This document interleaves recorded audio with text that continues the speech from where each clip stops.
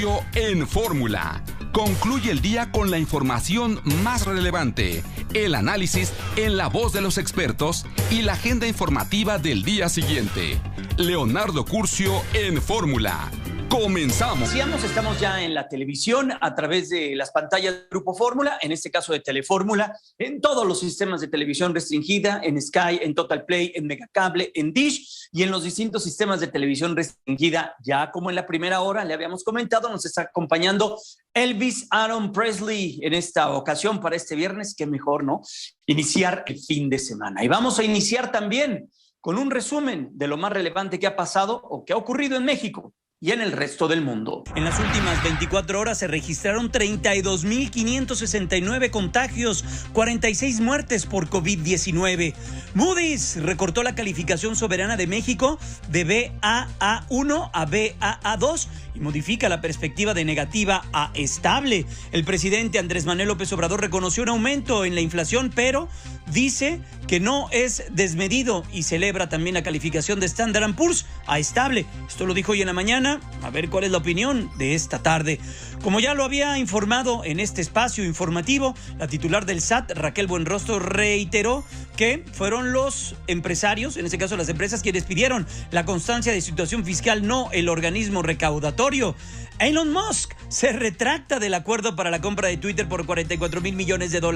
Las acciones de esta red social cayeron 6%. Twitter ya planea acciones legales. La familia Peña no tiene participación accionaria en Plasti Estéril desde 1992. Eso lo asegura la empresa Baxter. Esto luego de información difundida ayer por la Unidad de Inteligencia Financiera. El líder del PRI, Alejandro Moreno, respaldó al expresidente Peña Nieto ante la investigación que realiza la Fiscalía General de la República por la transparencia irregular desde el extranjero. A más de 28 años del asesinato de Luis Donaldo Colosio, la Fiscalía General de la República reabrió la investigación. El gobernador de Texas, Greg Abbott, se está extralimitando al regresar migrantes, así lo califica el presidente López Obrador, sobre su decisión que es inmoral, politiquera y aberrante. La balacera y las casas incendiadas causan temor y cierre de escuelas. Esto en Zacatecas continúa la violencia en aquella región.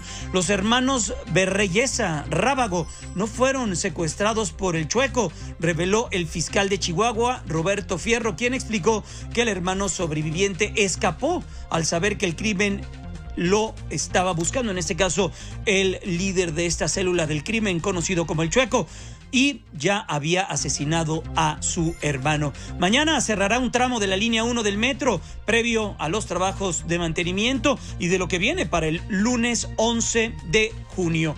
Bueno, es parte de lo más importante. La pausa es muy breve y regresamos ya con el detalle de toda la información. Las 20:05 es el tiempo del centro del país. Estamos en el espacio del doctor Curcio. Regresamos. De vuelta a las 8 de la noche con 8 minutos es el tiempo del centro del país. Ya le comentábamos en la hora anterior a nombre del doctor Leonardo Curcio, quien se encuentra en ese momento en Francia atendiendo una agenda interesantísima y de la cual pues ya estaremos platicando la próxima semana. Oiga, me da mucho gusto poder saludar esta noche en el espacio del doctor Curcio al consultor jurídico de la Secretaría de Relaciones Exteriores, Alejandro Celorio Alcántara. Con Alejandro hemos charlado ya en varias ocasiones con un tema muy sensible que tiene que ver con esta demanda que el Estado mexicano pues llevó a cortes internacionales, en este caso a cortes norteamericanas, que tiene que ver con la fabricación, venta y distribución de armas de fuego. Consultor, primero, gracias por estos minutos. Inicia el fin de semana y un privilegio poder charlar con usted. ¿Cómo le va? Muy buenas noches.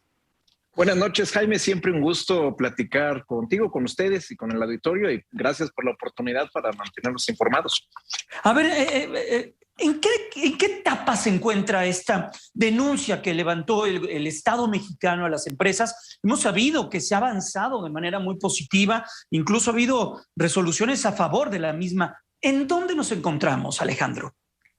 Estamos esperando que el juez de la causa, un juez federal en Boston, Massachusetts, resuelva sobre una etapa preliminar que es una solicitud de las empresas demandadas de que la demanda se deseche, se detenga. Las empresas, cuando se defendieron ante los argumentos presentados por el gobierno de México, le piden al juez que detenga el litigio porque, dicen ellas, son inmunes, porque México no puede probar el daño y demás. Estamos esperando, y esto podría caer en los próximos días o semanas, esta decisión respecto a si el juez detiene y desecha el litigio o permite ya continuar a la discusión central, ya la producción de evidencia, lo que sería el litigio en forma.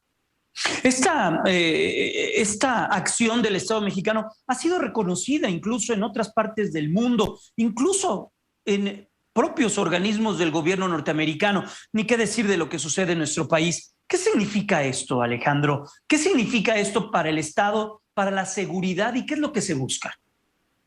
Bueno, el reconocimiento que este esfuerzo ha recibido, pues nos anima mucho porque legitima nuestro argumento que en base, en cuestión muy básica, es no responder a la violencia con violencia. El país sufre una situación de violencia armada, que no necesito hablar más de lo que nosotros vivimos día a día, pero si respondemos a los balazos con más balazos, pues no vamos a llegar a una parte y los únicos que ganan son las empresas que venden armas, ¿no? Entonces, este litigio de alguna manera complementa esfuerzos más amplios para tratar de detener el tráfico ilícito de armas. Comparto con la audiencia el estimado conservador es que 500,000 de armas, muchas de ellas de estilo militar, o sea, que están diseñadas para la guerra, entran de manera ilícita a nuestro país y actualmente el estimado es de alrededor de 3, 4 millones de armas que están en circulación en nuestro país y no tendrían que estar.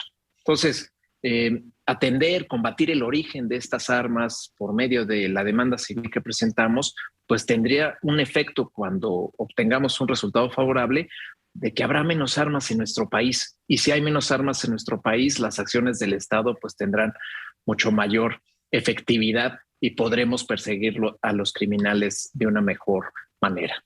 Desde el gobierno norteamericano o desde algunos espacios de Estados Unidos se habla que esta decisión del gobierno mexicano va pues contraria a la soberanía y al respeto de lo que se vive en aquella nación. ¿Qué decirle ante ello?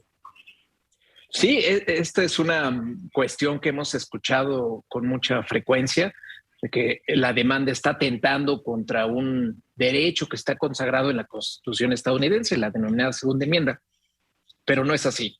Esta demanda se preparó por 2 años y es muy cuidadosa de que en su argumentación lo que hace es señalar el daño causado por las empresas a las que estamos demandando.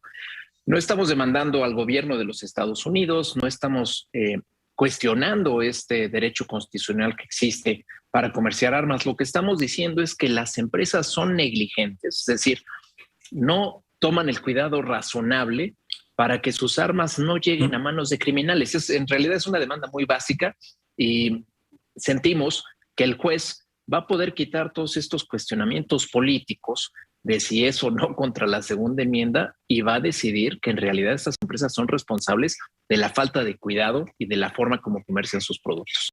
Estamos platicando con Alejandro Celorio, es el consultor jurídico de la Secretaría de Relaciones Exteriores. Alejandro, ¿cuáles son? Hay 17 acciones que se establecen contra el contrabando de armas de manera ilegal a nuestro país. En estas 17, ¿dónde participa o de qué manera participa la Secretaría de Relaciones Exteriores jurídicamente hablando?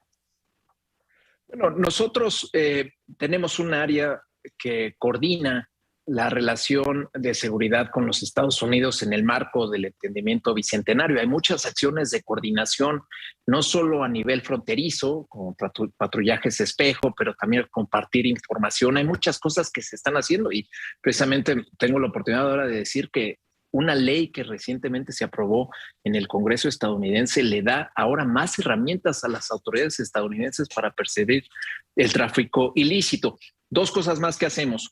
A nivel de foros multilaterales hemos llevado el tema a las máximas instancias para decir que el tráfico ilícito se debe de combatir tanto en el flujo, fronteras, en el destino, lo que estamos haciendo nosotros contra los criminales, pero también en el origen, la parte de la responsabilidad de las empresas que venden y distribuyen en el plano multilateral, Naciones Unidas y otros foros. Y bueno, este litigio del que estamos hablando es una de las acciones más novedosas de la política exterior mexicana, porque a partir del conocimiento tan profundo que tenemos de los Estados Unidos y de su cultura de demandas por daños, estamos aprovechando ese canal y es una acción legítima con base en el mismo sistema estadounidense.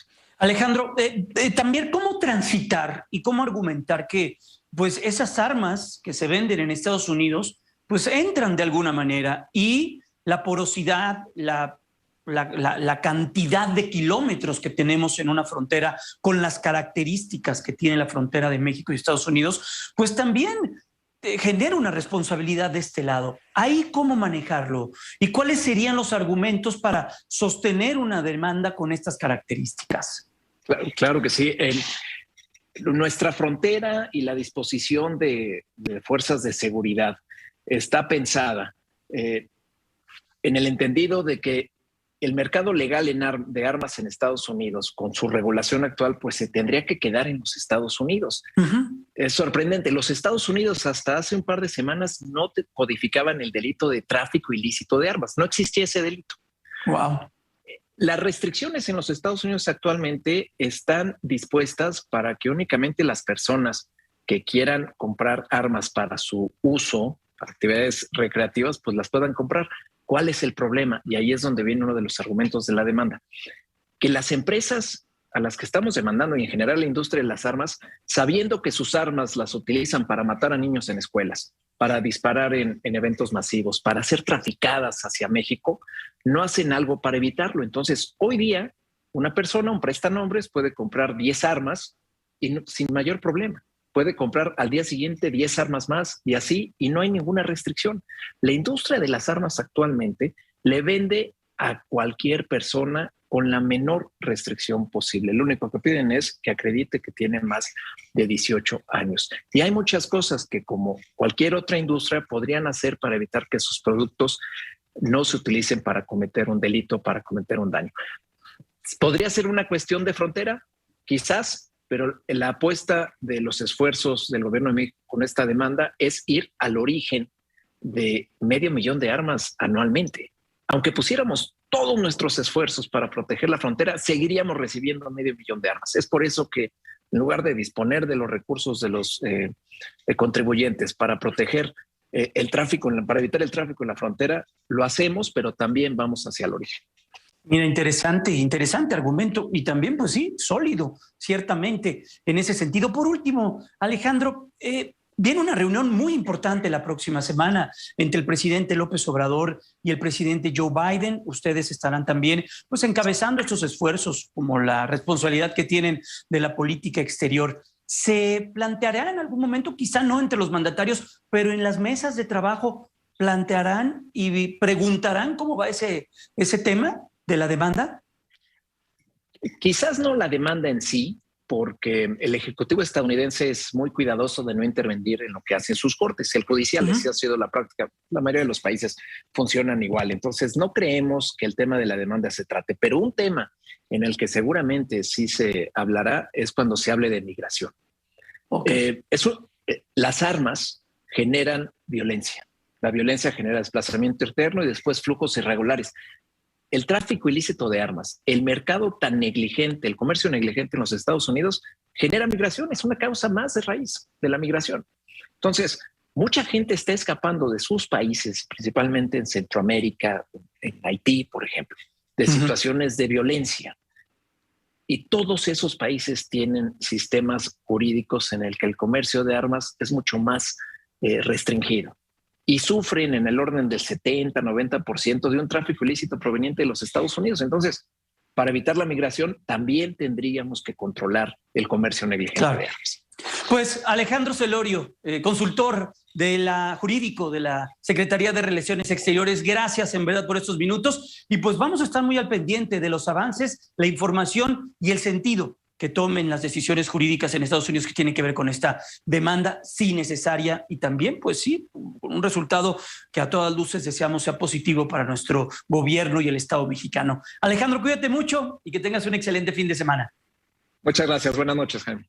Hasta pronto, que estés muy bien. Es el consultor jurídico de la Secretaría de Relaciones Exteriores, Alejandro Celorio. Y vamos ahora a platicar con Rolando Silva. Él es integrante de la Comisión Técnica de Seguridad Social del Colegio de Contadores Públicos de México, con este tema que es fundamental, saber qué es lo que estamos dejando de hacer en el entorno de nuestra jubilación. Rolando, primero te saludo y te doy la bienvenida. ¿Cómo te va? Muy buenas noches. Muy todo perfecto por acá. Un gusto saludarte a ti, a tu auditorio. Pues pregunta complicada, ¿no? Me parece que aquí habrá dos ópticas: qué estamos haciendo, dejando de hacer como país, y qué estamos o dejando de hacer, bueno, pues como trabajadores o como trabajadores con aspiración a una pensión. Y me parece que vale la pena enfocarnos en la parte que está en nuestras manos, en la que nos referíamos a qué es lo que hoy podemos hacer. Me parece que el paso uno sería involucrarnos, o sea, tener un involucramiento serio con nuestro proceso de pensión. En primera instancia, pues identificar qué proceso es el que me va a corresponder, si el de la ley actual, las AFORES como tal, o si aún tengo el beneficio de poder optar por un sistema, bueno, para calcular mi pensión, en donde el origen de los recursos sería diferente, y eso tiene que ver justo con el aniversario que acabamos de vivir. Si yo coticé, me dieron de alta antes del 1 de julio, mi escenario será uno totalmente diferente a las personas que se inscribieron al Seguro Social posterior a este mes de julio del 97, en donde su pensión deberá de provenir de recursos de la AFORE en casi todos los casos. Para entender eso, Rolando, creo que primero debemos saber cuál de las dos leyes es en la que estamos. ¿La ley del 97 o la ley previa, la del 97? ¿Cómo podemos generar esta diferencia y cómo podemos sacarle partido a cada una de estas leyes? Claro, esto va a depender de la fecha en la que fuimos inscritos al Seguro Social. Si mi número de seguridad social tiene el tercer y cuarto dígito, deberían de señalar por lo regular el año en el que fui inscrito al Seguro Social. Si este es anterior, del 97 o anterior, seguramente voy a estar en el régimen de transición en la mayoría de los casos. Si mi inscripción es posterior a esta fecha, seguramente voy a estar con ley AFORE, con un sistema con un sistema en donde voy a tener que adquirir más bien una pensión, y en donde todo mi esfuerzo se deberá de enfocar en dos aspectos: acumular semanas de cotización y acumular dinero en la AFORE. Esto a través de las aportaciones que hace nuestro patrón, hace el gobierno, y que nosotros mismos podemos iniciar. Si estoy en el escenario anterior, bueno, aquí deberá de hacerse una combinación justo, probablemente haciendo uso de programas de continuación voluntaria, porque el factor aquí para determinar la cantidad de la pensión se calcula tomando como principal factor el promedio de los salarios de los últimos 5 años que hubiera cotizado. Esto, en combinación con el número de semanas que logra acumular, me va a dar una pensión, me va a dar el resultado de una pensión. Siempre o casi siempre va a ser una pensión mucho más cuantiosa, por referirse a la última etapa de mi vida para obtener el factor, a mi última etapa de la vida laboral, en donde en teoría debería tener más recursos. En el lado de la AFORE, quienes van a obtener una pensión que va a ser fruto del dinero que logren acumular, aquí el factor va a ser exclusivamente cuánto dinero pueda tener como saldo en mi fondo de ahorro para el retiro al momento en el que decida pensionarme, con la excepción, Jaime, de las pensiones garantizadas, que sería como la novedad a partir del 2020. Estamos platicando con el contador Rolando Silva, él es integrante de la Comisión Técnica de Seguridad Social del Colegio de Contadores Públicos. Rolando, ¿cuándo es un buen momento de comenzar a planear nuestro retiro? ¿En qué momento de nuestra edad y de nuestra vida productiva es un momento en que debemos detenernos y debemos comenzar a pensar seriamente en nuestro retiro?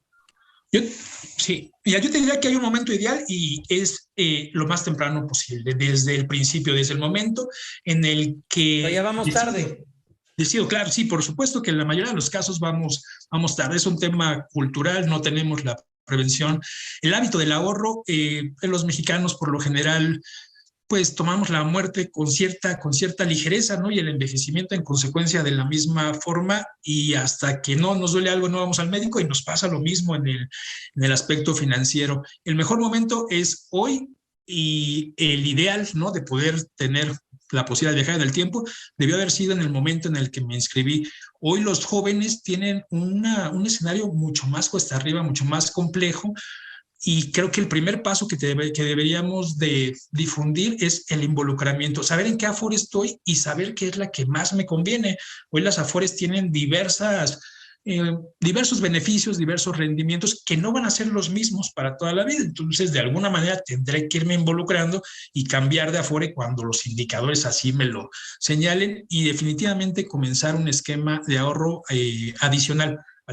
Es aritméticamente imposible que quienes hoy están trabajando alcancen una pensión, llamémosle digna, con el solo depósito de las cuotas que obtendría trabajando. Forzosamente, si se aspira a una pensión razonable, diría digna, yo, habrá que poner dinero de nuestro dinero para invertirlo en ese momento. Y mientras más temprano, mejor, para generar un efecto de rendimiento y de reinversión.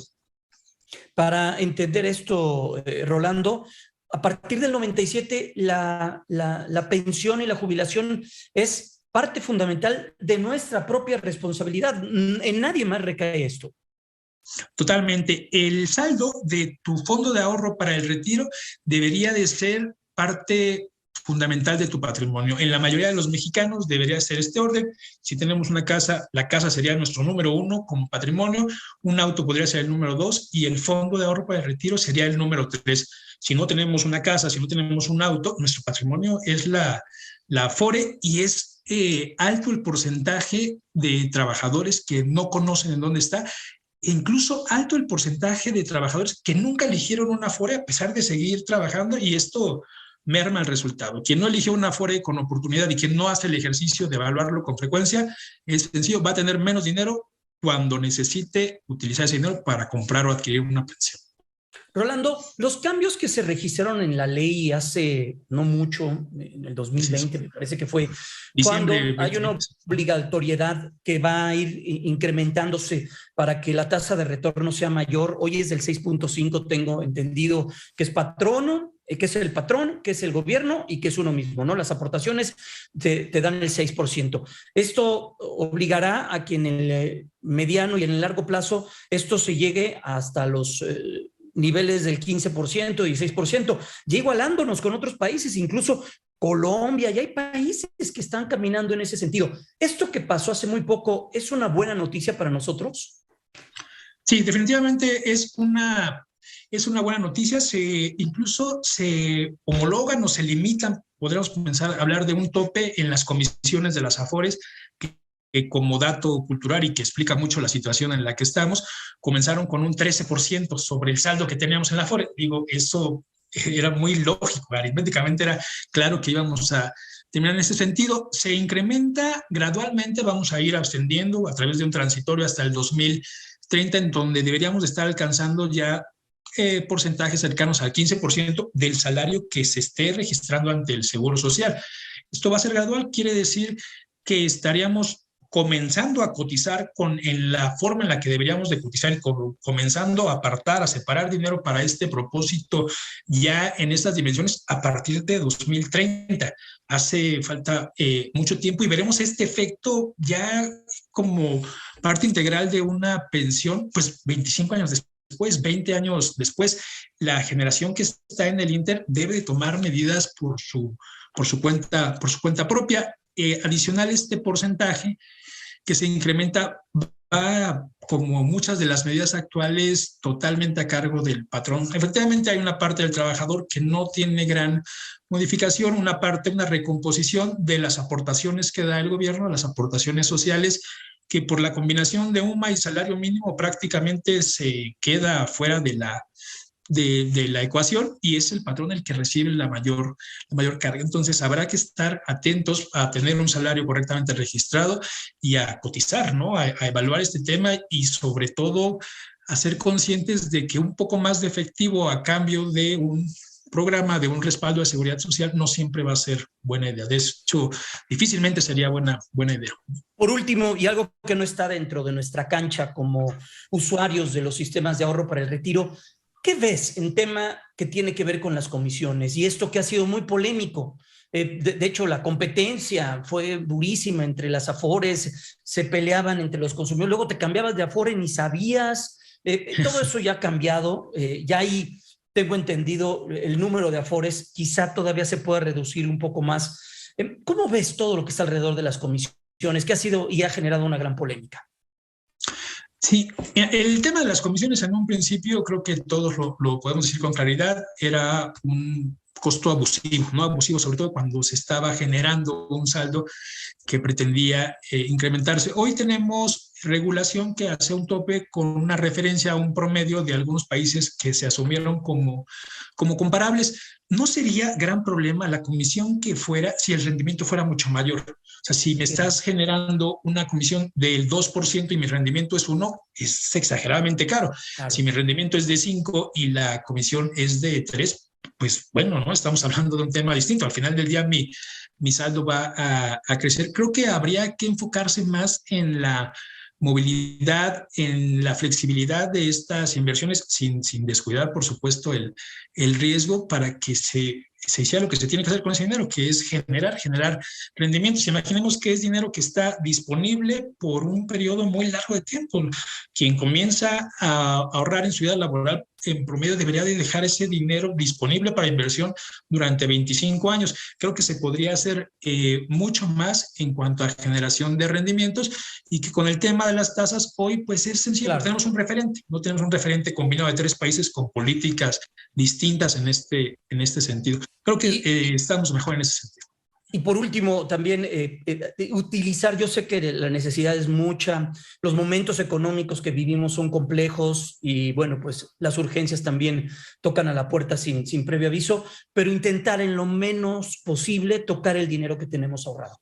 Eso es lo mejor, sí. Ese es lo mejor que podemos hacer, ¿no? Para nuestro retiro. Ya si no estamos aportando, ya si no estamos sumando, también va en detrimento nuestro al final de esta historia sacar dinero por alguna circunstancia o algún problema que tengamos.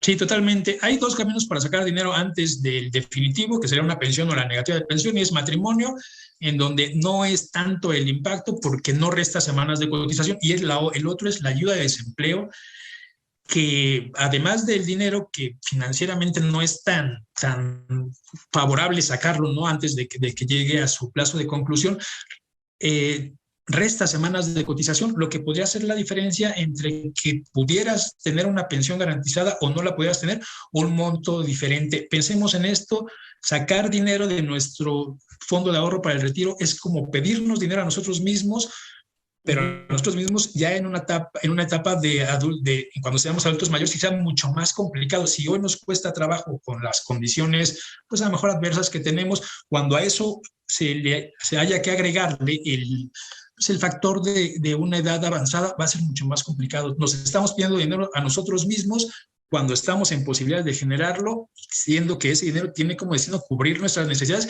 cuando por el mero paso del tiempo sea más complicado hacer esto mismo. Habrá que dejarlo como último recurso, y en caso de que sea necesario, que seguramente lo será en muchos casos, ver la manera de resarcir estas semanas a través de un trámite. Me parece que hay la forma de hacerlo. Es un trámite un tanto más engorroso, pero podría restituir las semanas que se restaron por este retiro. Bueno, pues muchas gracias al contador Rolando Silva, integrante de la Comisión Técnica de Seguridad Social del Colegio de Contadores Públicos de México. Y sí, muy importante, por supuesto, los comentarios. Y también hay que tener en cuenta que esencialmente la responsabilidad de la cultura financiera y de lo que recae sobre nosotros es para tener un digno retiro, con dinero. Qué mejor que sería con salud, qué mejor sería con lucidez, trabajo y con todo lo que está alrededor. Si no, hay que irlo preparando y hay que irlo pavimentando. Vamos a ir a la pausa comercial y vamos a regresar con el doctor Leonardo Curcio. Ya lo platicamos desde el miércoles, lo decíamos el día de ayer, al inicio también de este espacio informativo. Vamos a regresar con esta entrevista del doctor Curcio que tuvo con Ricardo Pérez Montfort. Él es el autor Lázaro Cárdenas, un mexicano del siglo XX, autor de este libro. Ya va a ver de qué se trata. Las 20 horas con 35 minutos es el tiempo del centro del país. Ya regreso. Y en esta ocasión quiero hablar de un libro que recientemente apareció en librerías. Es de Ricardo Pérez Montfort. Él es autor de una trilogía, en este caso es el tercer libro, el tomo 3 de Lázaro Cárdenas, un mexicano del siglo XX. Doctor, muchas gracias por aceptar la invitación. Muy buenas noches. Hola, buenas noches. Muchas gracias por la invitación. Encantado de estar aquí. Es un libro muy interesante porque pues de Lázaro Cárdenas se ha escrito mucho y se han escrito pues muy buenas biografías, ensayos e interpretación, pero esta parte de todo el periodo de los 30 años de expresidente es menos conocida y creo que es muy sugerente. Este es el gran tema de este tercer volumen, doctor.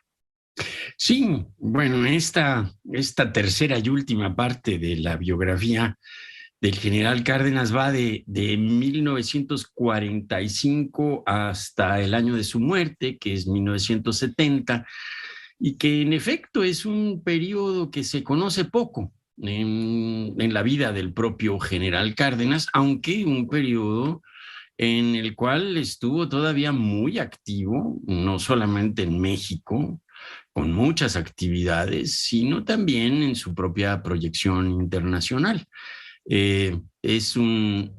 Digamos, este tercer volumen es un intento de crónica, de narrar, no solamente lo que pasaba en México en la década de los años 40, 50, 60, sino también de cómo México se estaba proyectando a nivel internacional y cómo algunos acontecimientos efectivamente lo marcaron. Estoy pensando, por ejemplo, en el golpe de Estado en Guatemala, la Cuba, por ejemplo, el movimiento revolucionario cubano, ¿no? Desde 1954-55 en adelante, el triunfo de la propia Revolución Cubana.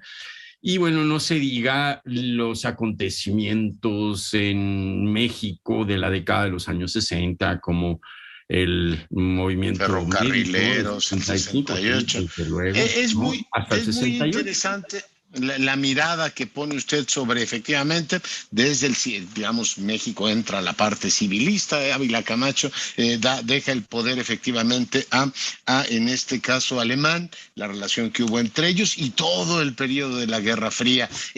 Déjeme empezar preguntándole un poquito antes, la antesala de Solebro. ¿Se ha ponderado apropiadamente el papel que Lázaro Cárdenas jugó en la definición de la política mexicana en la Segunda Guerra Mundial, doctor? Sí, yo creo que eso se ha estudiado bastante. Sin embargo, es importante insistir en que hay aspectos digamos, de la participación o de la incumbencia del propio general Cárdenas en los destinos del país durante la Segunda Guerra Mundial que todavía merecían, creo yo, una mirada un tanto más puntual. Esto aparece en la última parte del segundo volumen de la biografía de Cárdenas, cuando Manuel Ávila Camacho lo nombra comandante del Pacífico y él se encarga en gran medida de hacer un diagnóstico de cómo estaba el territorio nacional en las costas del Pacífico, qué tanto se podía, digamos, defender el país en caso de una conflagración que afectara precisamente esa región del Pacífico, por una parte, y después ya cuando se declara la propia inmersión de México en la Segunda Guerra Mundial, cuando Manuel Ávila Camacho lo nombra secretario de Defensa, y es un momento interesante porque México trató de mantenerse neutral. Sin embargo, digamos, los propios ataques que sufrió en el Golfo, las propias presiones de los Estados Unidos y de la propia defensa hemisférica, hacen que México tenga una participación, podríamos decir, secundaria en la Segunda Guerra Mundial, pero estratégica. Y esto creo que es importante. O sea, habla pues de la participación efectiva de México en la Segunda Guerra Mundial con el escuadrón famoso, ¿verdad? 301 y los mexicanos exacto. Que hicieron pero lo que militar. Es interesante aquí en ese momento es precisamente la defensa de la soberanía nacional, que Cárdenas de alguna forma con su propia presencia, ¿verdad?, tiende a garantizarla. Y esto, ¿verdad?, hace, yo creo que, digamos, de la administración del propio Cárdenas en la Secretaría de Defensa un momento importante. Pero no solamente eso, sino hay toda la rehabilitación del ejército mexicano que se vive precisamente durante la Segunda Guerra Mundial. Que supongo que parte del prestigio que sigue teniendo el ejército se lo debemos, entre amplios sectores de la sociedad, se lo debemos al general Cárdenas, entre otros factores. Pero déjeme preguntarle, o sea, empieza con el alemanismo y bueno, la historia tradicional dice que fue el péndulo, ¿no? El cardenismo y el alemanismo, el extremo. ¿Cómo fueron las relaciones en ese periodo? Sobre todo, dice usted, el presidente, expresidente Cárdenas juega un papel, en este caso, ambiguo con el enriquismo, ¿no? Que es como la conclusión del alemanismo. ¿Por qué no nos cuenta un poco de eso? Mire, lo que sí es importante destacar es que durante el sexenio de Miguel Alemán, al general Cárdenas se le encarga la comisión del Tepalcatepec, que es una comisión importante en la cuenca, en el desarrollo de las cuencas en México, y como tal, como vocal ejecutivo de la propia cuenca del Tepalcatepec, obtiene recursos y de esa manera hay como un vínculo, podríamos decir, bastante institucional entre la administración de Alemán y el propio Cárdenas, que además tiene como un principio fundamental el tratar de no meterse más en la política, aunque de todas maneras lo meten, entra y sale, etcétera, etcétera. Él tiene el antecedente de cómo Plutarco Elías Calles se metió abiertamente en sus propias decisiones cuando él fue presidente. Entonces, precisamente trata él de no seguir ese ejemplo, ¿no? ¿O podemos decir que el general Cárdenas es un modelo de expresidente? Yo me atrevería a decir que sí, desde una perspectiva, digamos, de no intervención y de institucionalidad, desde luego. Creo, ¿verdad?, que en algunos momentos sí tuvo posibilidades de influir y a veces hasta influyó, ¿no? Pero me atrevería también a decir que hizo todo lo posible por no ejercer, digamos, su propia influencia con su propia trayectoria política en el desarrollo del país a partir de la década de los años 50. Y esto tiene que ver también con algo que es importante, y es que, digamos, a partir de 1946, del civilismo, hay una marcada tendencia hacia ir dejando atrás el propio proyecto cardenista con una intervención del Estado tan contundente como sucedió en la década de los años 30. Ya para la década de los años 40 y 50, el modelo de desarrollo del país está mucho más comprometido con el capitalismo, tanto norteamericano como con los capitalistas mexicanos, ¿no? Y la alianza que se establece entre empresarios, hombres de negocios, digamos, figuras importantes del acontecer económico del país con el gobierno, ¿verdad?, es muy estrecha, y esto le va dejando a un lado este protagonismo que de alguna forma... Además es un capitalismo muy exitoso en esa época, y toda esta narrativa de la unidad nacional, etcétera, hace mella. Pero antes de entrar al tema del enriquismo, el expresidente Cárdenas jugó un papel, o le pregunto si es una ilusión retrospectiva mía, en la definición de la política exterior de México. O sea, entender la forma en que él se posicionó respecto al caso Guatemala, el caso cubano, de una manera muy clara, llevó a que a lo mejor algunos sectores del sistema político mexicano que eran proclives a una solución diferente, o quizá estar más cerca de Estados Unidos, adoptaran esta posición mucho más latinoamericanista, doctor. Sí, desde luego, desde la época en que fue presidente, Cárdenas manifestó algo que el profesor Zvi Medin llamó el latinoamericanismo de contragolpe frente a las ambiciones del panamericanismo norteamericano.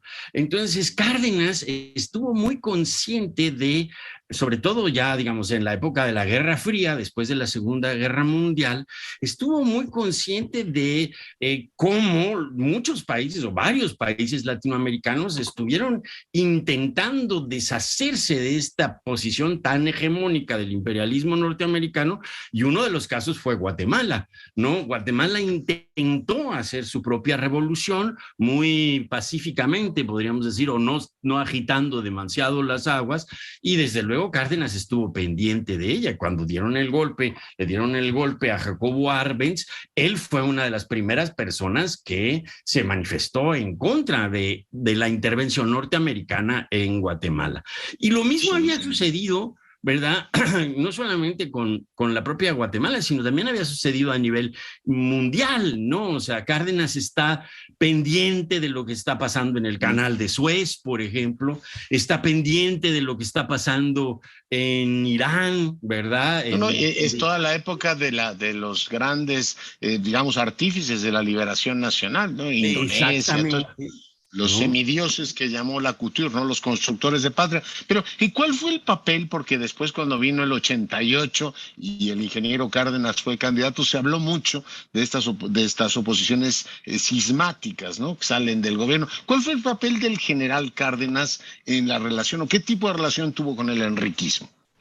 Bueno, en 1952 la situación era complicada, ¿no? En primer lugar, había un grupo de militares y de figuras que habían participado en la propia revolución y en el propio cardenismo, que se encontraban muy incómodos, ¿verdad?, con los resultados que había dado al final el régimen de Miguel Alemán, que realmente, digamos, el propio civilismo había dejado fuera a estos militares. Entre ellos, ¿verdad?, estaban nada menos que Enríquez Guzmán, pero también estaba Francisco J. Mújica, que había sido una figura muy importante también, y estaba desde luego un grupo de podríamos llamarlos así, entre comillas, socialistas, inspirados en buena medida en el proyecto cardenista de la década de los años 30, que no vieron con buenos ojos la propia sucesión del 52. En parte también porque empezaron unos rumores de que lo que había que hacer era permitir la reelección, ¿no? Entonces, algunos seguidores de Miguel Alemán impulsaron la idea de que Miguel Alemán se reeligiera, luego se desdijo, pero bueno, el propio partido, el PRI, ¿verdad?, que además ya era un aparato importante a partir de 1946, ¿no? El propio partido, ¿no?, estaba demostrando una enorme capacidad para el control político de sindicatos, para el control político de movimientos campesinos, etcétera, etcétera. Y esto no iba con las propias ideas de algunos de los viejos cardenistas, podríamos decir. Y entre ellos estaba nada menos que Enríquez Guzmán, pero Enríquez Guzmán también estaba abonando a su propia, digamos, sus propios intereses políticos, ¿no? Sí. Enríquez Guzmán era un militar, ¿verdad?, un poco de una camada posterior a la de Cárdenas, pero era una figura que se había opuesto, de hecho, al modelo alemanista, y empezó a organizar desde pues, unos años más tempranos que cuando empieza realmente el fenómeno de la sucesión presidencial, empezó a organizar su propia posibilidad de llegar al poder. Y no solamente eso, sino una crítica bastante a fondo de lo que había significado el civilismo con esta cauda de corrupción, pero también con una cauda muy podríamos decir, de sometimiento de la voluntad popular y de la voluntad política de este país, ¿verdad?, a los designios de los Estados Unidos, ¿no? Entonces, Enríquez Guzmán organiza su grupo, ¿verdad?, y pues los cardenistas lo toman como si por naturaleza, como si fueran natural, que Cárdenas apoyara a Enrique Guzmán, y cosa que no hizo, ¿no? Cárdenas insistió en que se iba a mantener al margen de esta sucesión presidencial en el 52, y aun cuando parientes cercanos sí participaron, ¿verdad? Él insistió en que no iba a participar. Y de hecho hizo unas declaraciones muy fuertes precisamente al respecto, ¿no? Muy interesantes todos sus papeles en las sucesiones, decía usted de Mújica, etcétera. Pero bueno, son temas efectivamente apasionantes de la historia. El libro es, como les digo, muy interesante, recorre 30 años y son las últimas, digamos, movimientos, apariciones del general. Nos quedan 2 minutitos y le tengo que preguntar, el papel que el general jugó en el Movimiento de Liberación Nacional. Hace unos días me decía el ingeniero Cárdenas que ese es uno de los temas que deberíamos documentar todavía más, a lo mejor hacer tesis doctorales sobre el movimiento. Pero ¿cuál fue el papel que jugó el general en ese movimiento? Bueno, el papel del general en el Movimiento de Liberación Nacional tuvo que ver en un principio con su protagonismo a la hora de organizar unas conferencias sobre la liberación económica del país y la paz, ¿no? Esto es en 1961, ¿no?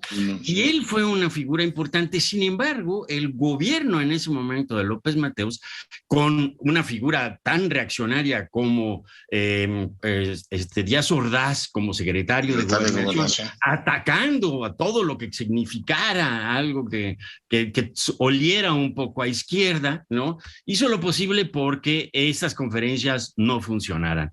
Y esto derivó en buena medida a la organización del Movimiento de Liberación Nacional, que ya venía gestándose, ¿no? Con la inconformidad de ferrocarrileros, inconformidad de petroleros, con inconformidad de estudiantes, de maestros, etcétera, etcétera, que se había suscitado a finales de los años 50, ¿no? Pero el Movimiento de Liberación Nacional, el propio general Cárdenas dio un paso atrás. Y entonces el propio Movimiento de Liberación Nacional, si bien tenía un espíritu cardenista, no contó del todo con el apoyo del propio expresidente, ¿no? Interesante figura en todas esas decisiones, que está en este caso biografiada en este periodo. Bueno, está la trilogía, en este caso estamos hablando del tomo 3, que ya está en librerías. Doctor Pérez Monfort, le agradezco muchísimo el tiempo que ha estado esta noche con nosotros. Muchísimas gracias, Leonardo. Le mando un afectuoso saludo. Igualmente se lo devuelvo y con esto nos vamos. Yo soy Leonardo Curcio. Gracias por su sintonía. Mi querido Jaime, gracias por la conducción. Nos vamos. Cuídese, sea rabiosamente. Se lo merece.